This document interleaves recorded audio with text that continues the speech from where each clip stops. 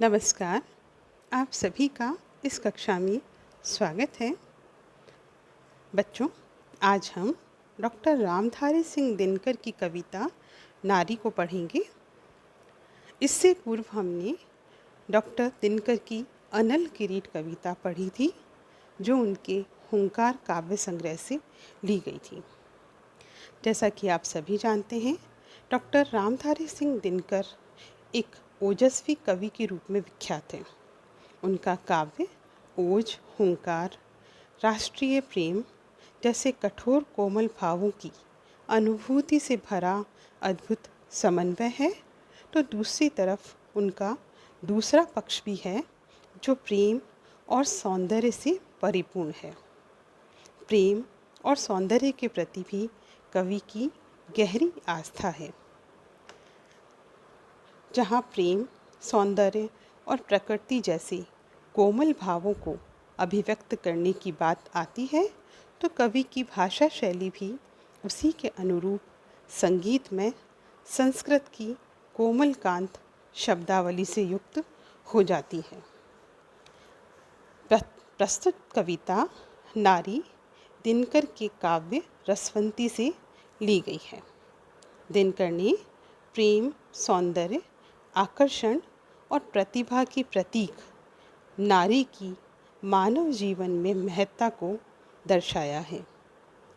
विधाता की इस सुंदर कल्पना से प्रत्येक युग में महान से महान व्यक्ति भी नहीं बच पाए और नारी से प्रेरणा ली और उसे पाने को आकर्षित हुए। कवि ने इस कविता में नारी की महत्ता का प्रतिपादन किया है। प्रस्तुत कविता देखिए। खिली भू पर जब से तुम नारी, कल्पना सी विधि की अम्लान, रहे फिर तब से अनु अनु देवी, लुब्ध भिक्षुक से मेरे गान। तिमिर में ज्योति कली को देख, सो विकसित वृंतहीन अनमोल, हुआ व्याकुल सारा संसार, किया चाहा माया का मोल। बच्चों, प्रस्तुत पंक्तियों की व्याख्या करने से पूर्व हम यहाँ पर आए हुए कुछ कठिन शब्दों का अर्थ देखेंगे। जैसे कि भू। भू का अर्थ है धरती और विधाता का अर्थ है विधाता। अम्लान का तात्पर्य होता है बिना कुम्हलाए, अर्थात मलिनता रहित। अनु अनु का अर्थ है साथ साथ। लुब्ध का अर्थ है लोभी या मोहित। तिमिर का अर्थ है अंधेरा। वृंतहीन का अर्थ है आधार रहित और अनमोल का तात्पर्य है अमूल्य।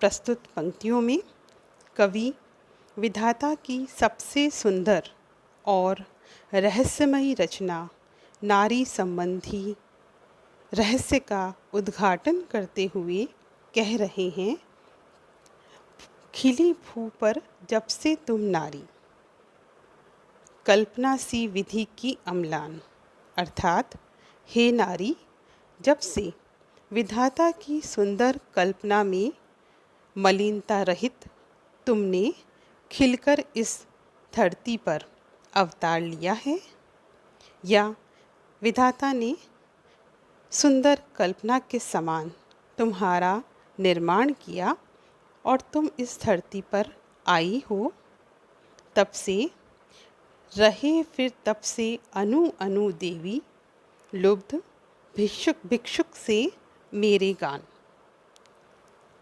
कवि कहते हैं कि हे देवी, हे नारी, जब से विधाता की सुंदर कल्पना में मलिनता रहित तुमने खिलकर इस धरती पर अवतार लिया है, तब से ही हे देवी, मेरे गीत तुम्हारे इस अमलिन सौंदर्य को देखकर मोहित हुए, तुम्हारे साथ साथ या तुम्हारे पीछे पीछे भिक्षुक के समान घूम रहे हैं।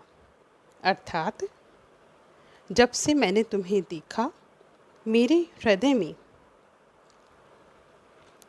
गीत फूटने लगे और ये तुम्हें पाने के लिए तुम्हारे साथ साथ विचरण कर रहे हैं। आगे कवि कह रहे हैं, तिमिर में ज्योति कली को देख, सुविकसित वृंतहीन अनमोल। तिमिर का तात्पर्य मैंने अभी आपको बताया था, अंधकार। कवि कह रहे हैं कि जिस प्रकार अंधकार में ज्योति कली अर्थात प्रकाश की खिलती किरणों को देखकर कली सुविकसित हो जाती है और वह आधारहीन कली अमूल्य बन जाती है, उसी प्रकार से तुम मनुष्य के आधारहीन जीवन में प्रकाश की किरण के समान विकसित होकर उसे अमूल्य बना देती हो। हुआ व्याकुल सारा संसार, किया चाहा माया का मूल। अर्थात जब से तुम इस भू पर खिली हो, सारा संसार तुम्हें पाने के लिए व्याकुल हो उठा है। यह संसार तुम माया को पाने के लिए तुम्हारा मूल्य आंकना चाहता है। बच्चों, विधाता की सबसे सुंदर अम्लान कल्पना नारी को दिनकर ने रहस्यमय शक्ति, मनुष्य की प्रेरणा शक्ति और प्रियतमा प्रस्तुत पंक्तियों में बताया है, जिसके पीछे स्वयं कवि और सारा संसार व्याकुल है।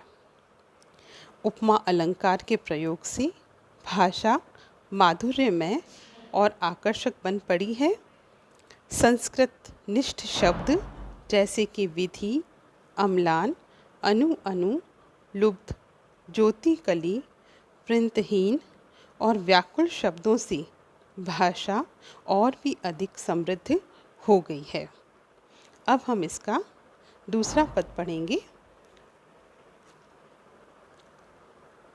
हो उठी प्रतिभा सजग, प्रदीप्त तुम्हारी छवि ने मारा बाण, बोलने लगे स्वप्न निर्जीव, सिहरने लगे सुकवि के प्राण। लगे रचने निज उर की तोड़, तुम्हारी प्रतिमा प्रतिमाकार, नाचने लगी कला चहूँ और, भावरी दे दे विविध प्रकार।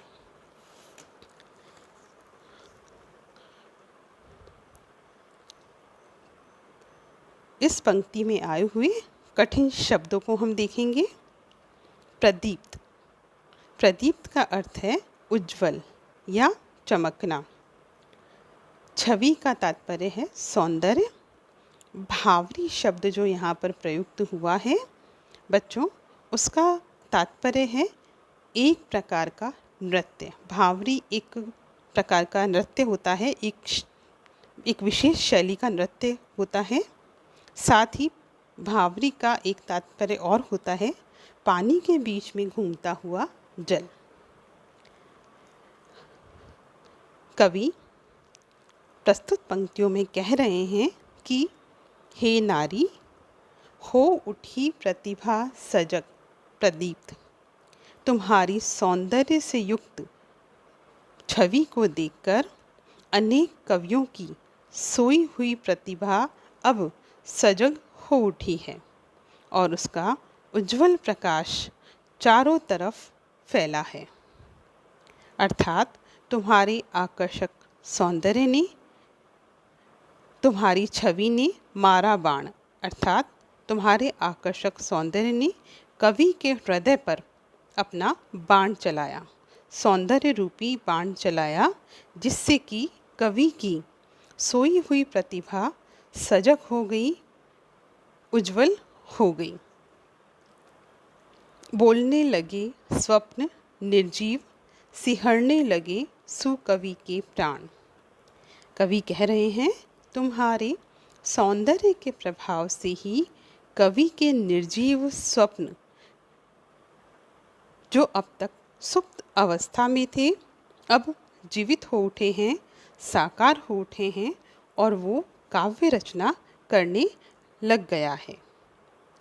यही नहीं, सिहरने लगे रचने निज उर की तोड़, तुम्हारी प्रतिमा प्रतिमाकार।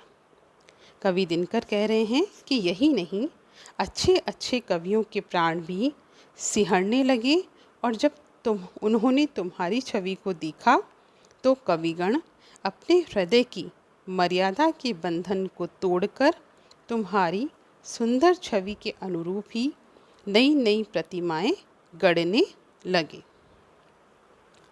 और इस प्रकार से नाचने लगी कला चहु और, भावरी दे दे विविध प्रकार।